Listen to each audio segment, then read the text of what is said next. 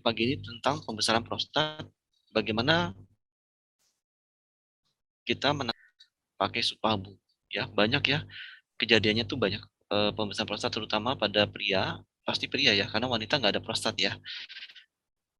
Terjadi pada pria, terutama yang usianya di atas 40 tahun. Penyakit degeneratif atau salah satunya pembesaran prostat yang merupakan suatu kondisi kesehatan yang menyebabkan jaringan atau organ yang memburuk dari waktu ke waktu. Ada cukup banyak jenis penyakit degeneratif yang terkait dengan penuaan atau memburuk selama proses penuaan. Dengan semakin panjangnya usia harapan hidup, jadi makin panjang umur kita, maka semakin sering ditemukan penyakit yang berhubungan dengan usia atau penyakit degeneratif. Tidak hanya pengeroposan tulang atau osteoporosis, bisa saja ada hipertensi, ada juga gangguan gula darah, kemudian gangguan berkemih pada pria usia lanjut. Ya, itu juga sering didapatkan. Salah satu penyebab gangguan berkemih yang sering ditemukan pada pria, terutama di usia di atas 40 tahun dan semakin banyak lagi persentasenya pada pria yang usianya di atas 50 tahun, yaitu gangguan pada prostat. Di mana gangguan pada prostat ini merupakan pembesaran dari kelenjar prostat, ya, dan itu juga merupakan penyakit dari degeneratif yang terjadi pada seperti tadi ya, laki-laki usia tahun ke atas. Ini gambarnya, lokasi secara anatomis, lokasi prostat Bapak Ibu ya. Ini penis, ini kantung kencing, ini prostat kita nih ada di sini ya. Ini dubur. Lubang ini lubang dubur. Sehingga jangan kaget ya kalau ada pemeriksaan prostat, dokter melakukan pemeriksaan namanya colok dubur. Menggunakan sarung tangan, diberikan pelumas dan eh, didampingi perawat ya, dilakukan pemeriksaan colok dubur. Untuk meraba apakah ada pembesaran prostat ya, kemudian apakah ada bentuk prostatnya kalaupun membesar, apakah dia bergranul, berbenjol-benjol, ya, kalau seperti itu curiga suatu keganasan. Ketika diraba, apakah permukaannya licin atau ada pembesaran atau tidak seperti itu. Ini penampang dari depan. Jadi kalau prostat kita Bapak Ibu dipotong, ya, dipotong dari depan, ya, namanya penampang. Ini yang normal dan ini yang pembesaran. Yang di tengah ini saluran kencing kita, yang di atas ini kandung kencing, Bapak Ibu. Jadi ini saluran kencing, kalau si prostatnya ini membesar, saluran kencingnya jadi menyempit, sehingga terjadi kesulitan berkemih. Bahkan sering ditemukan laki-laki ya usia di atas 50 datang ke UGD kesakitan ya sampai melintir-melintir, nggak bisa buang air kecil. Ya, ditekan oleh prostatnya dari ya seperti ini, menyempit. Ini solusi apa? Solusi sementara. Dipasang DC, downward catheter atau kateter urin yang seperti apa karet ya, dimasuk ke dalam. Nanti ada balonnya di dalam, balonnya diisi udara supaya membuat dia jadi tidak mudah lepas si kateter urin itu.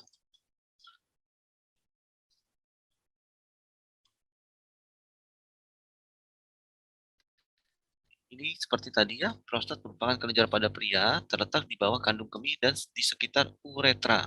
Uretra itu saluran yang menghubungkan dari kantung kemih, kantung kencing kita ke arah luar tempat kita pipis itu namanya saluran itu uretra. Jadi di dalam penisnya bapak kita, bapak-bapak ya, itu uretra tuh salurannya disebut ya. Kalau Bapak Ibu pernah dengar, ureter itu adalah saluran atau selang yang menghubungkan dari ginjal, ini ginjal, ada selangnya itu ke kantong kencing. Nah, namanya ureter. Dari kantong kencing keluar namanya uretra. Ya, mirip-mirip. Prostat ini berfungsi cairan yang membawa air mani atau semen dan membantu mengeluarkan air mani saat pria mengalami ejakulasi. Jadi Bapak Ibu yang warna putih-putih itu semennya. Kalau sperma itu cair apa selnya yang hanya bisa dilihat di bawah mikroskop. Ukuran normal prostat itu dalam sentimeter yaitu kurang lebih ya 4 kali 3 kali 2,5 cm dengan berat kurang lebih 20 gram. Nah, prostat ini dapat membesar ya karena dua hal, dengan pertambahan usia dan perubahan hormonal.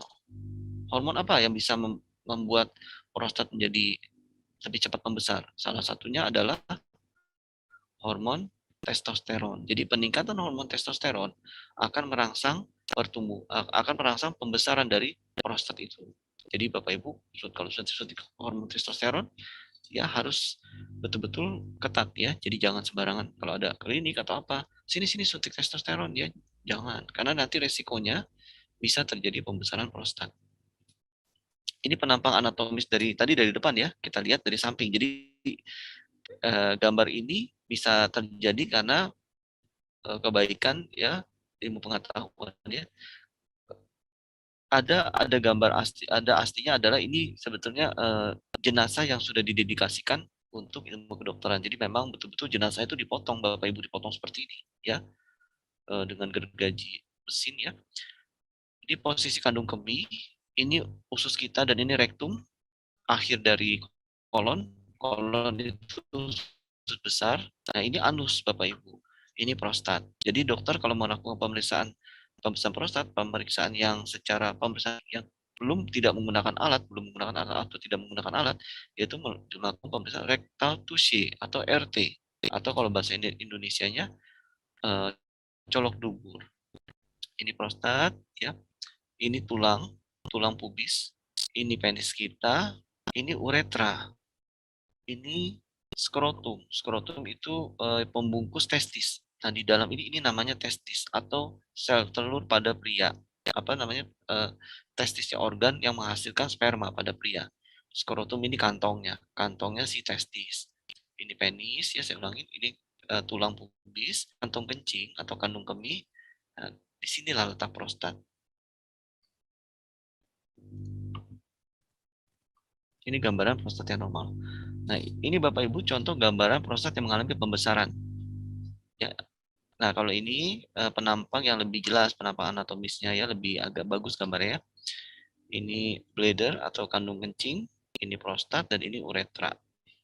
Ini perbandingan prostat yang normal, ini kandung kemih ya, kandung kemih. Ini kandung kemih, ini prostat yang normal, ini prostat yang membesar Bapak Ibu. Coba lihat ya. Dia menyebabkan salurannya menyempit. Ini salurannya besar ya, cukup besar saluran kemihnya. Ini dia menyempit. Ini saluran vesica seminalis ya, vesica seminalis. Saluran vesica seminalisnya itu juga menyempit nih. Ini yang normal, yang bawah menyempit ya, lebih sempit ya. Ini saluran uretranya ya. Ini menyempit tuh uretranya. Dengan si prostat yang membesar, uretra, kemudian vesica seminalis, ini jadi menyempit. Akhirnya apa? Pipisnya nggak lancar atau bahkan berhenti. Ketika ejakulasi, bisa keluarnya cuma sedikit spermanya, atau bahkan spermanya ketika dia muncrat keluar, bukannya keluar sana tapi malah balik ke kantong kencing. Kenapa? Karena atau bahkan malah nggak bisa keluar. Ini menyempit sehingga tertahan. Ya, penyemprotan sperma yang dia ejakulasi nyemprot tapi ditahan, berpotensi melukai uretra. Akhirnya apa? Kadang-kadang keluar darah dari uretranya. Jadi karena ketahan itunya ejakulasinya, dia keluar tapi nggak, untuk keluar itu ditahan. Bayangin sesuatu saluran dia nyemprot tapi di ujungnya ditahan ya, jadi dia akan cari jalan, akan mendesak ke kanan dan ke kiri. Nah, itu bisa menimbulkan luka. Kadang-kadang pada pria dengan pembesaran prostat akan keluar tetesan darah setelah ejakulasi. Kondisi pembesaran prostat ini merupakan suatu kondisi kelenjar prostat yang mengalami pembengkakan yang bukan diakibatkan oleh kanker. Jadi pembesaran prostat itu Bapak Ibu jangan selalu dianalogikan, wah jangan-jangan nanti jadi kanker prostat. Bisa saja pembesaran prostat itu merupakan suatu kondisi kanker prostat yang sedang berkembang. Tapi bukan berarti pembesaran prostat nantinya akan jadi kanker prostat. Ya, jadi jangan salah pemahamannya. Ini sama ya, gambar prostat yang normal sebelah kiri, ini gambar prostat yang membesar. Pembesaran prostat itu kita sebutnya, jadi gini Bapak Ibu, kalau otot yang membesar disebut hipertrofi, kalau bahasa medisnya. Tapi pada prostat disebutnya bukan hipertrofi, tapi hiperplasia prostat. Kenapa? Karena dia bukan hanya ukurannya yang membesar, tapi terjadi pertambahan sel-sel pada prostat yang membuat dia menjadi membesar. Ya, kalau hipertrofi, ukuran ototnya membesar. Tapi kalau hiperplasia, bukan ukurannya membesar, bukan ukuran otot secara satuan, ya, tapi adanya pertambahan sel yang membuat dia menjadi ukurannya bertambah besar. Itu bedanya hipertrofi dengan hiperplasia. Kalau pada prostat disebutnya hiperplasia, ya jangan ketukar, ya jangan disebut hipertrofi. Prostat ini pada laki-laki usia di atas 50 tahun sebagian besar terjadi gangguan ya karena pembesaran prostatnya. Masalah pada prostat dapat mengkhawatirkan, namun pembesaran prostat tidak akan selalu berkembang menjadi kanker, ya meskipun hal tersebut bisa saja terjadi bersamaan. Maksudnya apa? Bisa aja pembesaran prostat ini merupakan suatu kanker yang sedang berkembang. Tapi jangan pernah berpikir pembesaran prostat, wah nanti jadi kanker, ya. Jadi itu bukan sesuatu yang bisa disatukan, ya.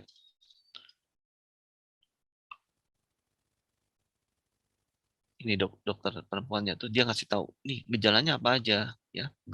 Gejala iritasi kita bagi menjadi tiga gejala, tiga bagian besar, ya, tiga bagian besar gejalanya. Gejala yang pertama adalah gejala iritasi, yaitu keluhan akibat gangguan pada pengisian urin. Contoh, yang pertama ya, sering buang air kecil lebih dari biasanya. Misalnya, baru minum gak lama pengen pipis, baru minum gak lama pengen pipis ya. Jadi minum sedikit atau minum satu gelas, tapi ke kamar kecil bisa 2 kali. Jadi keluarnya dikit-dikit gitu. Baru terisi sedikit, udah pengen pipis ya. Berikutnya sering terbangun pada malam hari untuk berkemih. Apa bedanya sama diabetes? Kalau diabetes bisa 4 kali atau lebih sering terbangun malam. Namanya poliuria. Kalau pada penderita pembesaran prostat, jadi Bapak Ibu kalau ada orang, waduh, Bapak ini ya bawa supa habu ya, bisa nggak? Saya ini susah pipis nih. Nah nanya, ya, oh susah pipis ya, malam-malam sering kebangun nggak? Iya, kadang-kadang. Kadang-kadang apa sering? Sering. Setiap malam berapa kali kalau pengen buang air kecil?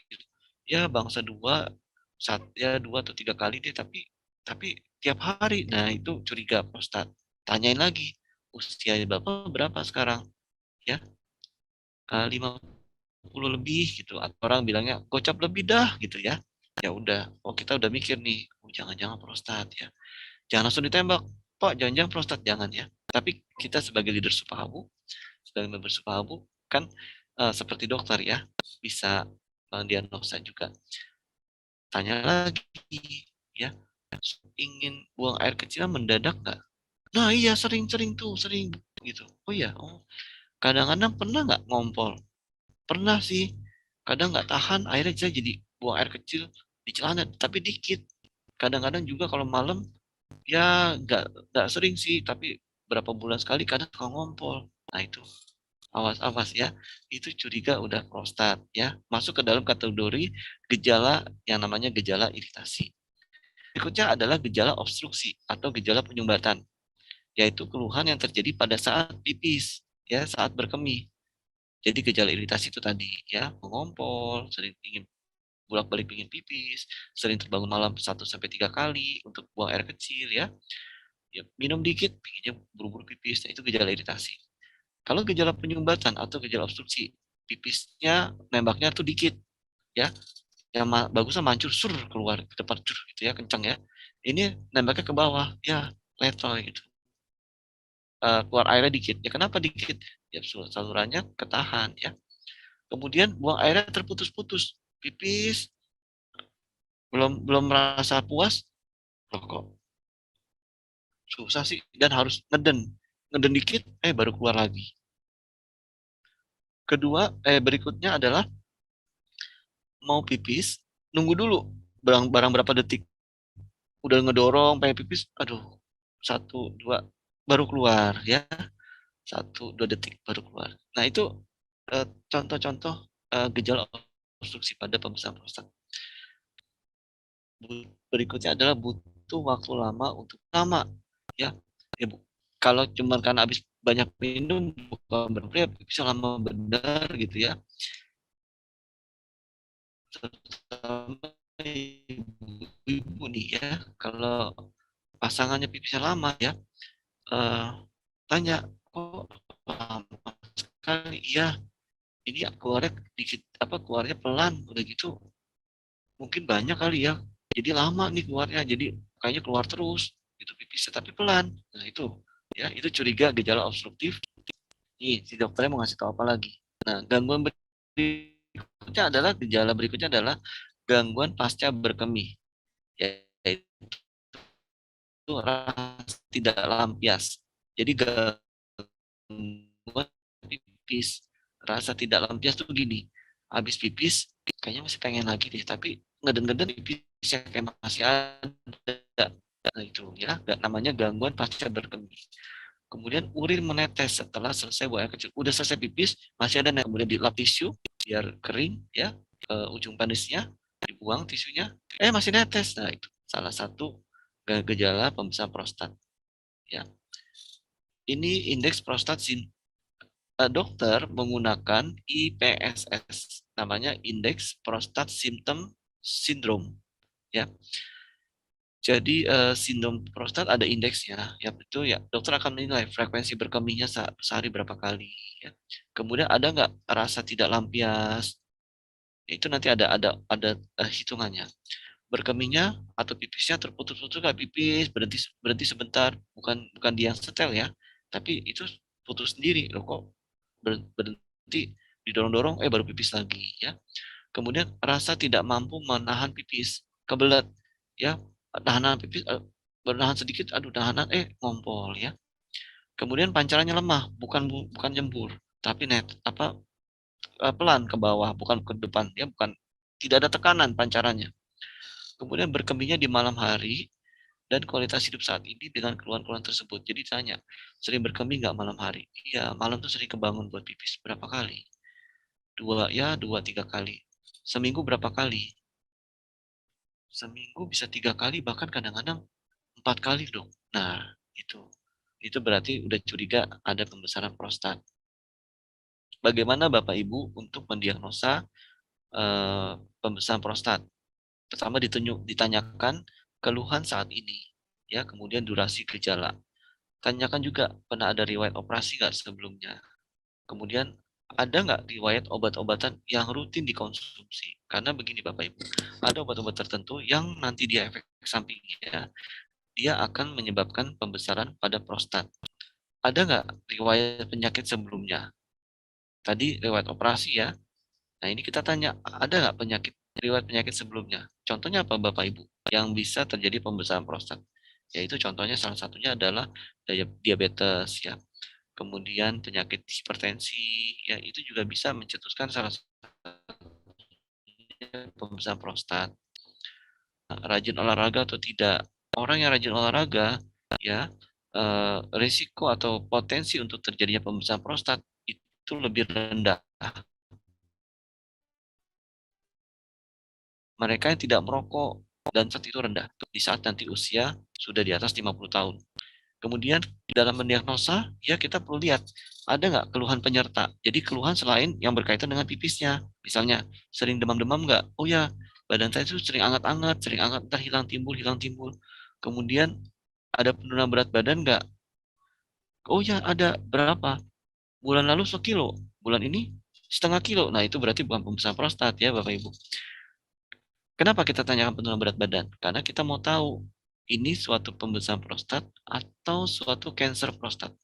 Karena pada kanker prostat, pada sebagian besar penderita kanker, dia akan mengalami penurunan berat badan yang cukup drastis. Misalnya, bulan lalu berat badan saya tiba-tiba turun 3 sampai 5 kilogram. Oh gitu ya, iya. Dan minggu ini, di bulan ini dok, seminggu ini turun lagi sekilo. Nah, itu kita harus waspada. Dalam 1 bulan udah turun 5 kilo, dan ada suatu cancer. Tapi jangan langsung bilang ya, hanya curiga. Nah, itu harus dibuktikan dengan apa?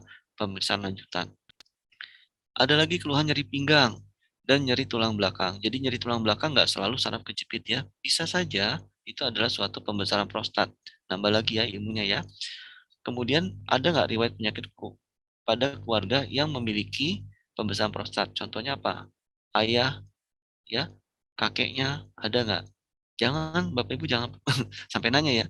Eh, Riwayat keluarga siapa tahu Bapak Ibunya ada prostat nggak? Jangan sampai tidak ada pada wanita. Jadi tanyakan orang tua yaitu ayahnya pernah ada pembesaran prostat nggak dulu? Oh pernah. Saya sih nggak tahu pembesaran apa enggak ya. Tapi sih katanya pernah operasi prostat tuh dulu tuh papa saya. Kakek saya juga begitu. Nah berarti itu kan hanya bahasa bahasa pasien ya. Dia nggak tahu. Tapi dia memberikan informasi cukup sangat berharga. Papanya, kakeknya pernah operasi prostat. Kalau nggak besar, nggak mungkin dioperasi ya. Nggak mungkin orang iseng amat ke rumah sakit, prostatnya nggak kenapa-napa, operasi dong. Apalagi dokternya ya, nggak kenapa-napa dioperasi. Ya, jadi kalau ada informasi itu berharga sekali. Berarti ada riwayat genetik pada pasien yang Bapak Ibu temui. Bagaimana dengan pemeriksaan penunjang? Pemeriksaan penunjang itu tadi pemeriksaan fisik dilakukan rektal tusi atau colok dubur. Pemeriksaan penunjang yang dilakukan adalah yaitu uroflometri. Uroflometri ini dia akan mengukur urin ya. Jadi dia akan ukur ini alatnya ya. Dia akan mengukur tekanan urinnya dan jumlah urin yang keluar. Kemudian dilakukan USG. USG melalui perut ya. Jadi dari atas perut atau USG-nya dimasukin lewat anus untuk mengevaluasi prostat dan organ saluran kemih lainnya. Pemeriksaan USG dilakukan setelah berkemih untuk menentukan sisa urin di kandung kemih. Jadi USG ini sangat penting untuk mengukur prostatnya itu kalau ada pembesaran kira-kira pembesarannya berapa. Ini contoh Bapak Ibu gambaran uroflometer. Kalau USG pasti udah sering lihat ya ultrasonografi. Bagaimana terapi pada penderita prostat? Pertama kita bagi secara garis besar kita bagi menjadi 3 bagian besar, yaitu non medikamentosa, yaitu dengan pola hidup yang baik. Bagaimana pola hidup yang baik? Minum yang cukup, ya, kurang lebih 1 liter atau lebih apabila sedang olahraga. Jadi Bapak Ibu kalau olahraga jangan minumnya teh, jangan minumnya kopi, minum air putih dulu.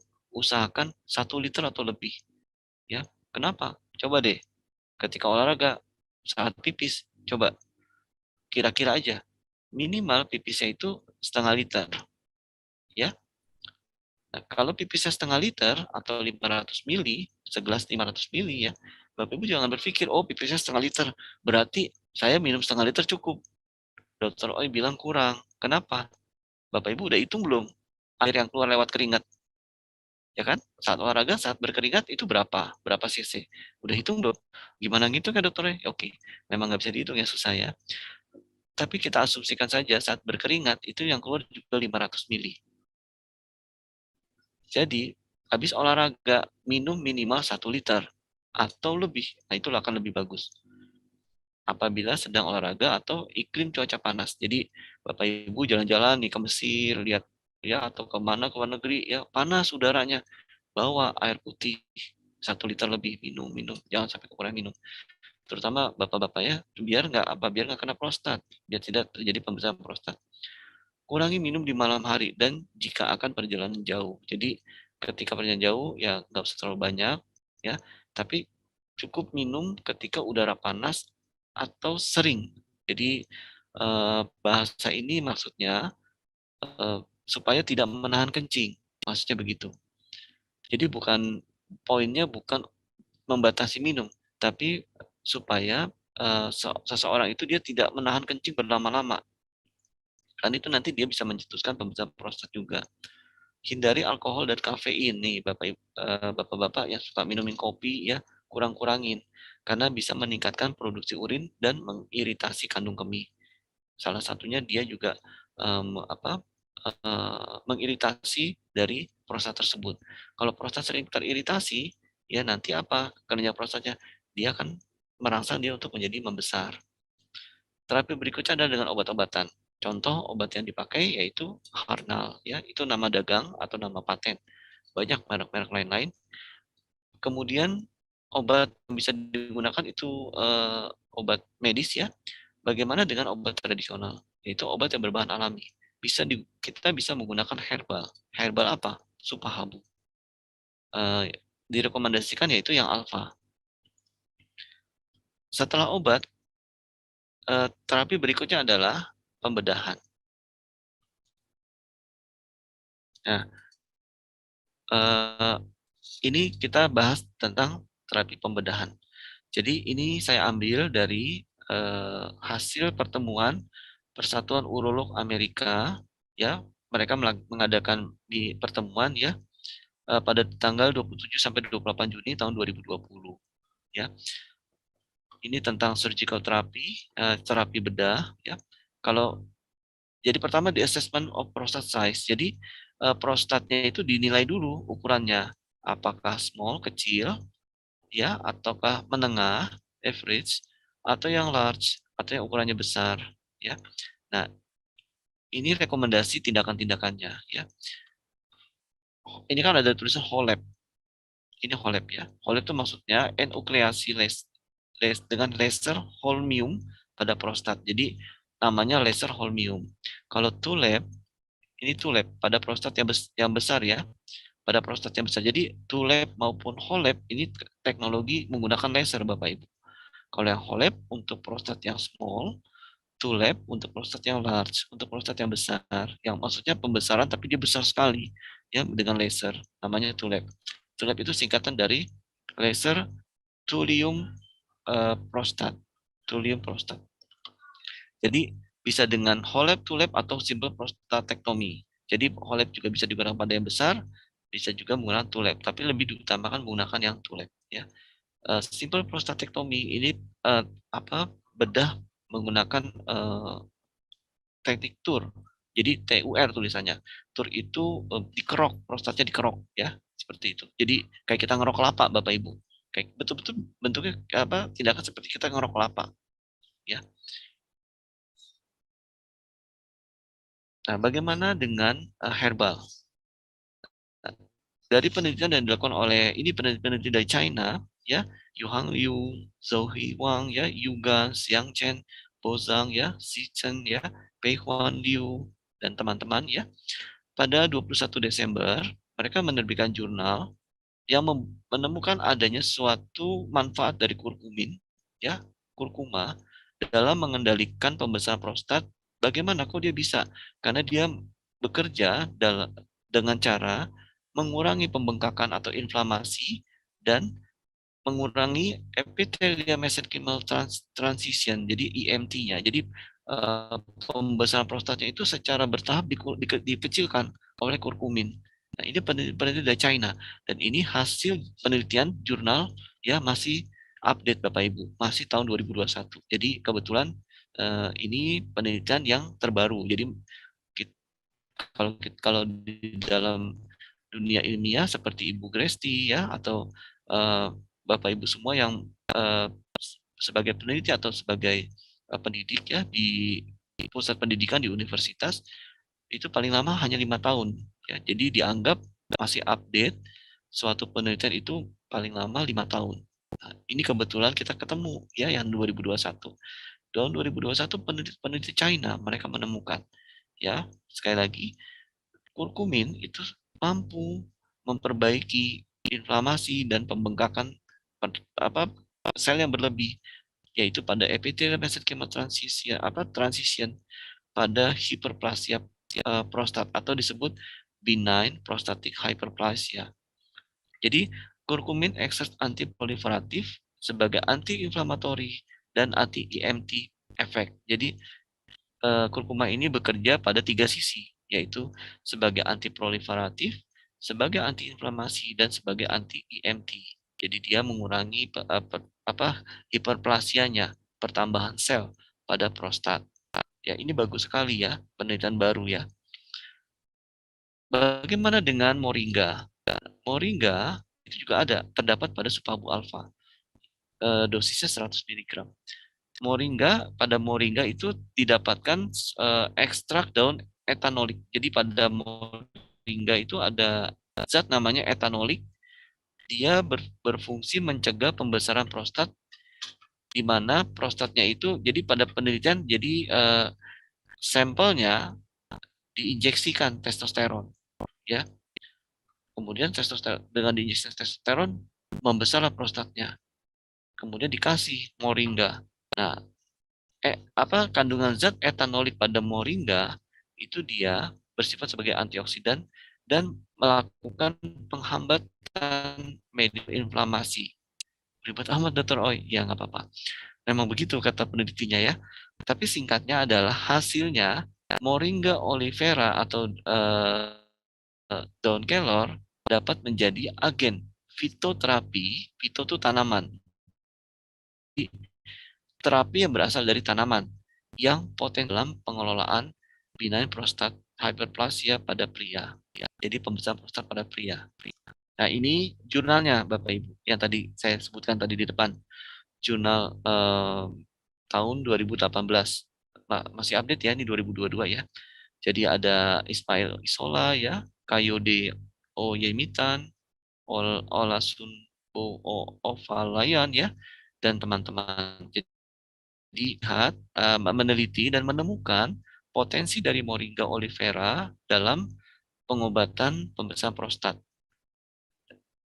dengan cara bekerja pada mekanisme dia mencegah terjadinya pembesaran pada prostat. Jadi kurkumin memperbaiki pembesarannya, ya moringa dia juga memperbaiki pembesaran dan dia mencegah untuk terjadinya hiperplasia prostat kembali.